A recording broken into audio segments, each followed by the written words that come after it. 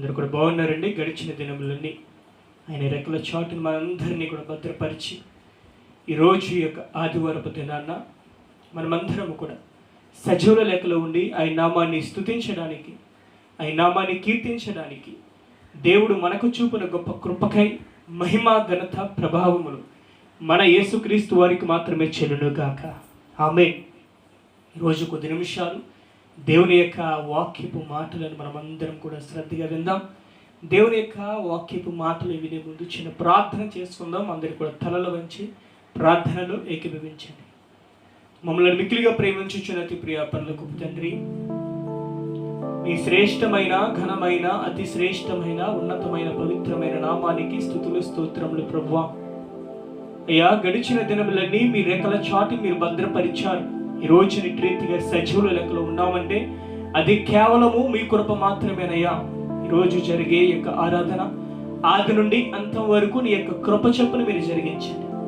నీ బిడ్డలైన వారికి వారి యొక్క ఆత్మీయ జీవితానికి, వారి యొక్క ఆత్మీయ ఎదుగుదలకు కావలసిన వాక్యపు మాటలను ఈరోజు నీ బిడ్డలైన వారందరితో మీరే మాట్లాడుతుండవచ్చు. నజరేయుడైన యేసుక్రీస్తు నామంలో అడిగి ప్రార్థిస్తూ వాక్య పరిచర్య చేయుచున్నాము తండ్రి. ఆమేన్. ప్రభునందు దేవుని బిడ్డలారా,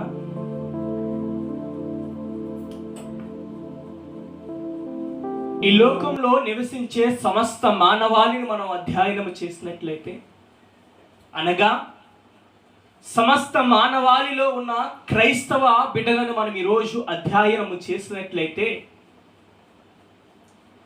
దేవుని సన్నిధికి వెళుతున్న ప్రతి క్రైస్తవ పిల్లలు, దేవుని యొక్క మందిరములో ఎదుగుతున్న బిడ్డలు, దేవుని ద్వారా ఆశీర్వదించబడుతున్న బిడ్డలు, దేవుని సన్నిధిలో ఆత్మీయంగా ఎదుగుతున్న బిడ్డలు,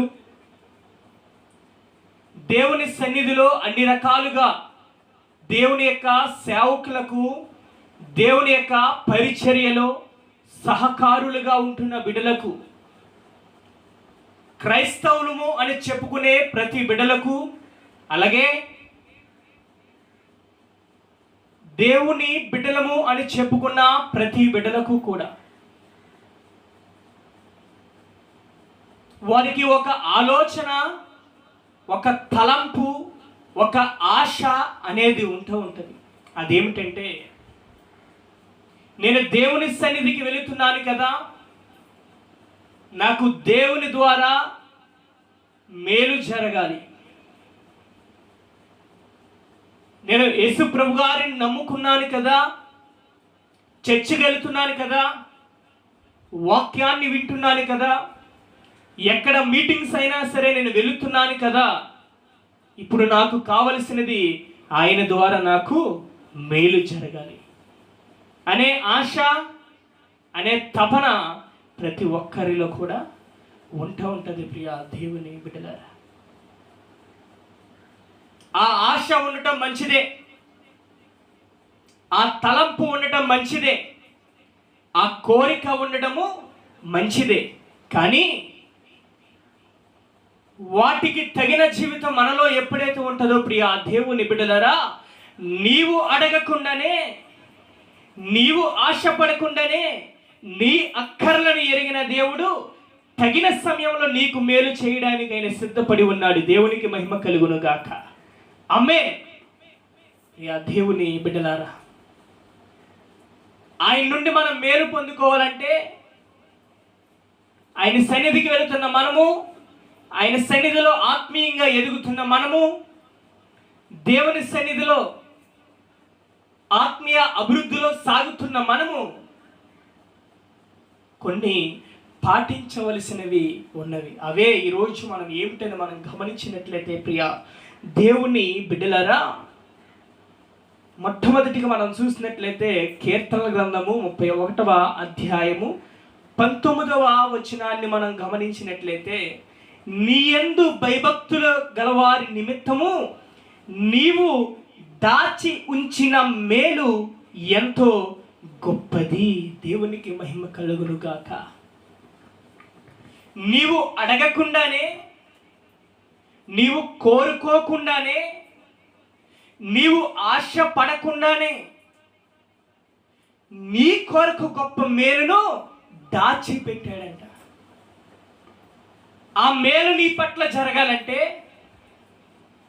ఆ దాచి ఉంచిన మేలు నీ జీవితంలో దేవుడు నీకు అనుగ్రహించాలంటే నీవేం చేయాలంట? ఆయన యందు భయభక్తులు కలిగి ఉండాలంట. దేవునికి మహిమ కలుగును గాక. ఆమేన్. నీ పట్ల దేవుడు ఒక గొప్ప కార్యాన్ని ఆయన దాచి ఉంచాడు, గొప్ప మేలును ఆయన దాచి ఉంచాడు. నీ పట్ల ఆయన గొప్ప ఆలోచన ఉన్నది, నీ పట్ల ఆయన గొప్ప తలంపు ఉన్నది, నీ పట్ల ఆయన గొప్ప కోరిక ఉన్నది. ఆ కోరిక యావత్తు కూడా నీ పట్ల ఆయన సఫలపరచాలంటే, నీ పట్ల అది నెరవేర్చబడాలంటే నీవు చేయవలసిన పని ఏంటంటే ఆయన యందు నీవు భయభక్తులు కలిగి ఉండాలంటే ప్రియా దేవుని బిడ్డలారా. అటు రీతిగా ప్రియా దేవుని బిడ్డలారా, ఆయన యందు నువ్వు ఎప్పుడైతే భయము భక్తి కలిగి నువ్వు ఎప్పుడైతే ఆయన యందు విశ్వసించి ఆయన యొక్క నడవడికలు నీవు నడుస్తావో, నీ యందు దాచి ఉంచిన మేలు ఎంతో గొప్పది కనుక ఆ గొప్పదైన మేలును నీ పట్ల జరిగించడానికి ఆయన ఎప్పటికీ సిద్ధపడి ఉన్నాడు. దేవునికి మహిమ కలుగును గాక. ఆమేన్. ఈనాడు సమస్త మానవాళిని మనం గమనించినట్లయితే ప్రియా దేవుని బిడ్డలారా, పలానా చోటున పలానా చర్చి ఉంది, పలానా పాస్టర్ గారు అక్కడ వాక్యం చెప్తారు, ఆయన దగ్గరికి వెళితే ఆయన వాక్యాన్ని వింటే ఆ మందిరానికి వెళితే వెంటనే మనకు మేలు జరగాలి, వెంటనే మనకు కార్యము జరగాలి అనే ఆశతో వాళ్ళు వస్తారు తప్ప, కానీ ఆ ఆశకు తగిన జీవితం వాళ్ళలో ఉండదు ప్రియా దేవుడి బిడ్డ. పైగా వాళ్ళు మళ్ళా దేవునితో కమిట్మెంట్ పెట్టుకుని, అనగా నేను ఈరోజు ఆ చర్చికి వెళ్తాను, ఆయన వాక్యాన్ని వింటాను, నాకు వెంటనే కార్యము జరిగితేనే నేను మరలా చర్చికి వస్తా, నాకు వెంటనే కార్యము చేస్తేనే నేను మరలా వచ్చే వారం చర్చికి వస్తా, నాకు దేవుడు నా కుటుంబం పట్ల నేను అనుకున్నది నాకు జరిగితేనే నా కుటుంబం అంతా యేసు ప్రభు గారిని నమ్ముకుంటాం అనేవారు ఎంతమంది లేరు ఈ రోజున ప్రియ దేవుని బిడ్డలారా. ఎంతో మంది ఉన్నారు. కానీ ఈరోజు దేవుడు నీతో మాట్లాడేది ఏంటి తెలుసా? నువ్వు దేవుణ్ణి అడుగుతున్నావు కరెక్టే, కానీ నీవు అడిగిన దానికి అనుసరించవలసిన జీవితాన్ని, నువ్వు అడిగిన దానికి తగిన జీవితాన్ని నువ్వు జీవిస్తున్నావా లేదా అనేది నీకు నీవే ఆత్మ పరిశీలన చేసుకోవాలి. ఈరోజు దేవుని మందిరానికి వెళతాను, నాకు మేలు జరగాలి. ఈరోజు దేవుని మందిరానికి వెళతాను, నాకు స్వస్థత జరగాలి. ఈరోజు దేవుని మందిరానికి వెళతాను, నేను అనుకున్నది నాకు రావాలి. ఇలా అయితేనే, ఇలా జరిగితేనే నేను మరలా వచ్చే వారము నేను దేవుని సన్నిధికి వస్తాను అనేవాళ్ళు ఎంతమంది లేరు? కాదు కాదు ప్రియా దేవుని బిడ్డలారా, దేవునితో మనము పోటాపోటీ పెట్టుకుని దేవునితో మనం కమిట్మెంట్ ఏర్పరచుకునే వారిలాగా ఉండకూడదు. అలా ఎప్పుడు ఉంటామంటే, అలా ఎప్పుడు ఉండగలుగుతామంటే, అలా ఎప్పుడు ఉండాలంటే మన నడవడిక బాగున్నప్పుడు, దేవునితో మనం ఎప్పుడైతే భయభక్తి కలిగి ఉన్నప్పుడు, ఆయన ఆజ్ఞ చెప్పిన మనం ఎప్పుడైతే మనం నడుస్తామో, పరిశుద్ధుల యొక్క జాబితాలో మనం ఎప్పుడైతే ఉంటామో అప్పుడు ఆయన్ని నువ్వు అడుగు చూడు. అంతేగాని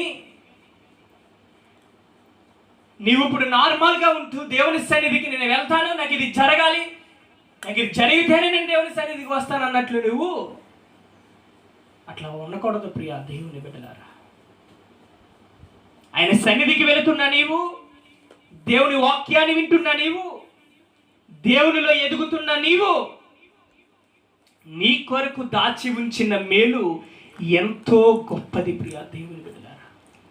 నీవు అడగక ముందుపే ఆయనకి తెలుసు, నువ్వు ఆశించక మునుపే ఆయనకి తెలుసు, నువ్వు ఆలోచించక మునుపే నీ కోసం ఆయన ఆలోచించాడు. నువ్వెప్పుడైతే ఆయన యందు భయము భక్తి కలిగి ఉంటావో అప్పుడు ఆయన దాచి ఉంచిన ఇచ్చిన మేలును నీకు అనుగ్రహించడానికి ఆయన సిద్ధపడి ఉన్నాడు. దేవునికి మహిమ కలుగును గాక. ఆమేన్. రెండవదిగా కూడా మనం గమనించినట్లయితే ప్రియ దేవుని బిడ్డలారా, రెండవదిగా అదే వచనంలో ఆ కింద భాగాన మనం చదివినట్లయితే కీర్తనల గ్రంథం 31వ అధ్యాయము 19వ వచనం ఆ కింద భాగాన్ని మనం గమనించినట్లయితే, నరుల ఎదుట నిన్ను ఆశ్రయించు వారి నిమిత్తము నీవు సిద్ధపరచిన మేలు ఎంతో గొప్పది. మనం దేవుణ్ణి ఆశ్రయించాలి. మొట్టమొదట ఆయన ఎప్పుడైతే ఆశ్రయించి, ప్రభువా నాకు మేలైనా కీడైనా నా జీవితం నీతోనే, నేను నీతోనే ఉంటా, నేను నిన్నే ఆశ్రయిస్తా, నాకు ఈ లోకంలో నీవు తప్ప ఎవరు కూడా లేరు, ఆకాశమందు నీవు ఉండగా ఈ లోకంలో నాకు ఏది కూడా నాకు అక్కరలేదు, నీవు తప్ప నాకు వేరొక దేవుడు లేడు అని నువ్వు ఎప్పుడైతే ఆయన్ని ఆశ్రయించి ఆయన్ని నమ్మి ఆయన యందు నువ్వు ఎప్పుడైతే భయము భక్తి కలిగి జీవిస్తావో, నీ కొరకు సిద్ధపరచిన మేలు ఎంతో గొప్పదంట. దేవునికి మహిమ కలుగును గాక. ఈ మేలును మనం పొందుకోవాలంటే ఆయన్ని ఆశ్రయించాలి. ప్రియ దేవుని బిడ్డలారా, ఆయనకి మనకు ఒక సంబంధం అనేది ఏర్పడాలి. ఆయనకి మనకు ఒక బంధం అనేది ఏర్పడి ఆయనకు మనం దగ్గరగా జీవిస్తూ మనకి ఖాళీగా ఉన్న సమయాలలో ప్రార్థన పూర్వకంగా ఆయనకి విజ్ఞాపన చేస్తూ ఆయన ఎందు ఎప్పుడైతే ఆయన యొక్క నడవడికలో మనం నడుస్తామో ఆయన మన పట్ల సిద్ధపరచిన మేలు ఎంతో గొప్పది అంట. ప్రియ దేవుని బిడ్డలారా, దేవునికి మహిమ కలుగును గాక. మూడవ మాట కూడా మనం గమనించినట్లయితే ప్రియ దేవుని బిడ్డలారా, కీర్తన గ్రంథము 81వ అధ్యాయము, కీర్తన గ్రంథము 81వ అధ్యాయము 13వ వచనాన్ని మనము గమనించినట్లయితే, అయ్యో నా ప్రజలు నా మాట వినిన ఎడల, ఇశ్రాయేలు నా మార్గమును అనుసరించిన ఎడల ఎంత మేలు. మొట్టమొదటిగా మన కుటుంబంలో మనకు మేలు జరగాలంటే మనము అనుసరించవలసినది ఆయన యందు భయము భక్తి కలిగి ఉండుట. రెండవదిగా మన కుటుంబంలో మనకు మేలు జరగాలంటే మనము అనుసరించవలసినది ఆయన్ని ఆశ్రయించుట. మూడవదిగా మనం గమనించినట్లయితే ప్రియ దేవుని బిడ్డలారా, మన కుటుంబంలో లేదా మన సంఘంలో మనకు మేలు జరగాలంటే ఆయన మాటను మనం వినేవారిగా ఉండాలంట. ఆయన మాట దేవుని యొక్క వాక్కు. ప్రియ దేవుని బిడ్డలారా, ఈ యొక్క వాక్యాన్ని చదివి ఈ యొక్క వాక్యము ప్రకారము ఎవరైతే నడుస్తారో వారి జీవితంలో దేవుడు అనేక మేలులు చేస్తాడట.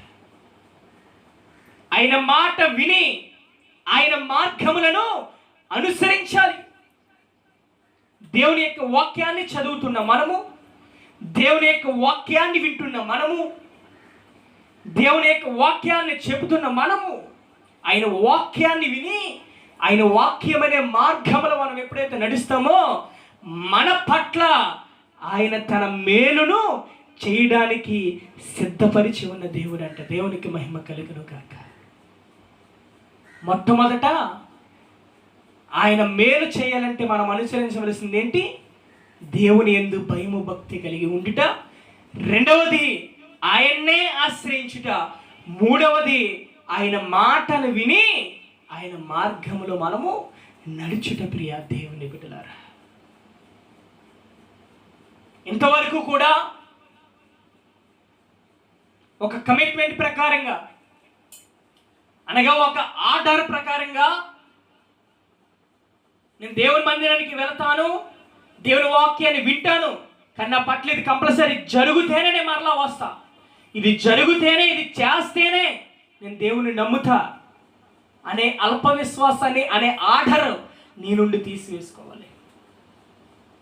నీలోనే ఉంచుకోవాల్సింది ఏంటంటే నేను దేవుణ్ణి ఇది అడుగుతున్నాను కాబట్టి దాని ప్రకారంగా, అనగా దానికి అనుకూలంగా నేను నడుస్తున్నానా లేదా, దానికి అనుకూలంగా నేను జీవిస్తున్నానా లేదా అనేది నీకు నీవే ఈనాడు ఆత్మ పరిశీలన చేసుకోవాలి ప్రియా దేవుని బిడ్డలారా.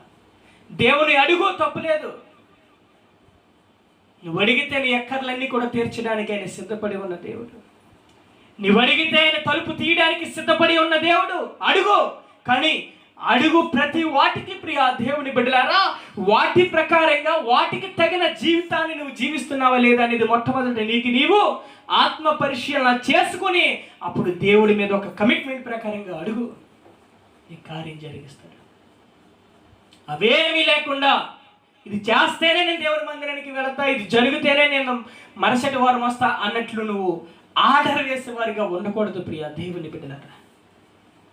దేవుని మందిరానికి వెళుతున్న మనము తగ్గింపు జీవితాన్ని కలిగి,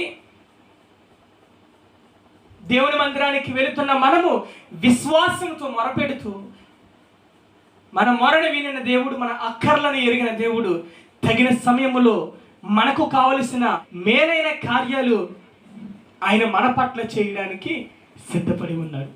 అటు రీతిగా మనమందరం కూడా మన కొరకు దాచి ఉంచిన మేలు ఎంతో గొప్పది కనుక ఆ గొప్పదైన మేలును మనం పొందుకోవాలంటే ఆయన యందు మొట్టమొదటిగా మన భయము భక్తి కలిగి ఉండాలి. రెండవదిగా ప్రియా దేవుని బిడ్డలారా, ఆయన్నే ఆశ్రయించాలి. మూడవదిగా ఆయన మాటను మనం విని ఆయన మార్గంలో మనము నడిచేవారిగా ఉండాలి. ఆయన దాచి ఉంచిన మేలు ఎంతో గొప్పది కనుక ఆ మేలును పొందుకోవాలంటే ఈ మూడు కూడా మన జీవితంలో అనుసరించి నడిచేవారిగా ఉందుము గాక. ఆమేన్. వాటిని దేవుడు దీవించి ఆశీర్వదించును గాక. ఆమేన్. చిన్న ప్రార్థన చేసుకుందాం. అందరు కూడా తల వంచి ప్రార్థనలో ఏకీభవించండి. మమ్మల్ని మిక్కిలిగా ప్రేమించుచున్న అతి ప్రియ పరలోకపు తండ్రి, మీ శ్రేష్టమైన, ఘనమైన, అతి శ్రేష్టమైన, ఉన్నతమైన, పవిత్రమైన నామానికి స్తుతులు స్తోత్రములు ప్రభు. అయ్యా, మీరు మా కోసం దాచి ఉంచిన మేలు ఎంతో గొప్పది ప్రభు. ఆ మేలైన జీవితాన్ని మేము పొందుకోవాలంటే మొట్టమొదటిగా నీ యందు భయము భక్తి కలిగి ఉండాలి. రెండవదిగా మిమ్మల్నే ఆశ్రయించాలి. మూడవదిగా నీ మాట చెప్పున నడిచి నీ మార్గంలో మేము నడిచేవారిగా ఉండాలి ప్రభు. అటువంటి జీవితాన్ని మాకు అనుగ్రహించండి. మేము చేసే ప్రతి పనిపాటులో మీ యొక్క కృప చూపండి. మరలా నీ యొక్క రాకడ ఆలస్యమైతే మరొక తరుణం మేమందరం కూడా ఏకమనిస్తూ నీ నామాన్ని స్తుతించి గొప్ప భాగ్యం దయచేస్తాడు. నజరేయుడైన యేసుక్రీస్తు నామంలో అడిగి ప్రార్థిస్తూ జవాబును పొందుకుని నమ్ముతండి. ఆమేన్.